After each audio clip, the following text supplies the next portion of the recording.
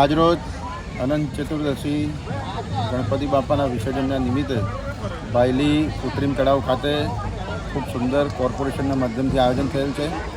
આપ જોઈ શકો છો અહીંયા સુગડ રૂપે બાપાનું વિસર્જન થઈ રહ્યું છે. ફાયરની ટીમ સ્ટેન્ડ બાય છે, મેડિકલની ટીમ સ્ટેન્ડ બાય છે, અમારા વોર્ડ ઓફિસર એમની ટીમ, અમારા એન્જિનિયર સ્ટાફ ખડે પગે અહીંયા હાજર છે અને ભાવિ ભક્તો ખૂબ ઉત્સાહથી આનંદથી બાપાનું વિસર્જન સુખરૂપે કરી શકે એવી તમામ પ્રકારની વ્યવસ્થા કરવામાં છે. સુરક્ષા માટે પોલીસની ટીમ પણ એ જવાનો પણ હાજર છે.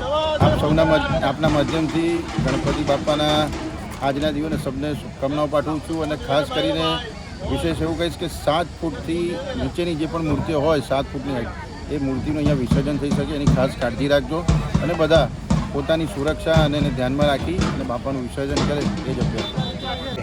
અંદાજિત 500થી વધારે આજના દિનની મૂર્તિઓનું વિસર્જન અહીંયા થયેલ છે અને હજી પણ ભાવિ ભક્તો ખૂબ મોટી સંખ્યામાં આ તળાવે આવવાના છે. આખી રાત અહીંયા વિસર્જન ચાલશે એટલે જોવું રહ્યું કે કેટલી મોટી